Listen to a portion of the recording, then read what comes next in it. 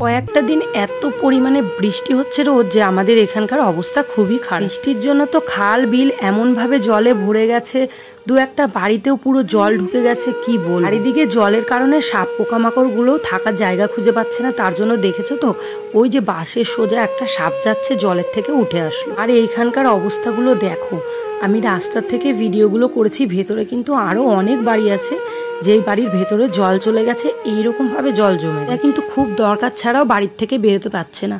যখন খুবই দরকার পড়ছে বাড়ি থেকে বেরোনো, তখন কিন্তু ওরা পুরোটা ভিজে তারপরে বেরোচ্ছে। আর আমিও তোমাদেরকে আর বাড়িগুলো দেখাতে পাচ্ছি না, তার কারণ বৃষ্টিতে তোমরা দেখছোই জল কিভাবে জমেছে। তো ভেতরে কিন্তু আরো অনেকই বাড়ি আছে। কতটা কষ্টর মধ্যে দিয়ে যাচ্ছে এরা, সেটা তো তোমরা নিজেরাই দেখতে পাচ্ছ। আর আজকে একটু রোদ্দুর বেরিয়েছে বলে আমিও বেরিয়ে ভিডিওটা তুলতে পারলাম। আর এই কয়েকদিন সমানে বৃষ্টির কারণে কি বলবো, জল কিন্তু আরো জমেছিল। এখন জল অনেকটাই কমে গেল। কে জানে এখনো যদি বৃষ্টি হয় তাহলে হয়তো এই জল না কমে জল আরো বেড়ে যেতে। তোমরা সবাই একটু ভগবানের কাছে প্রার্থনা করো যাতে বৃষ্টি আর না আসে, আর আসলেও যেন সেরকম ভাবে বৃষ্টিটা না হয়, তাহলে এই মানুষগুলো একটু পশু পাখি যেমন ঠিক সারাদিন পর তার গুহায় ফিরে যায়, ঠিক তেমনই মানুষ যে যার কাজকর্মে থাক, যেখানেই থাক, দিনের শেষে কিন্তু তারা রাতে বাড়িই ফিরে। আর আমরা সবাই মনে করি বাড়িটা হচ্ছে সব থেকে শান্তির জায়গা।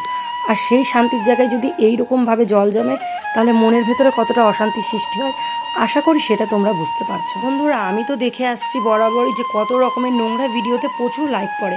আজকে এই মানুষগুলোর জন্য এই ভিডিওতে কতগুলো লাইক পড়ছে সেটাই আমি দেখব। আর তার সঙ্গে একটাই অনুরোধ করব, তোমাদের পারলে এই ভিডিওটাকে বেশি বেশি করে শেয়ার করে দিও।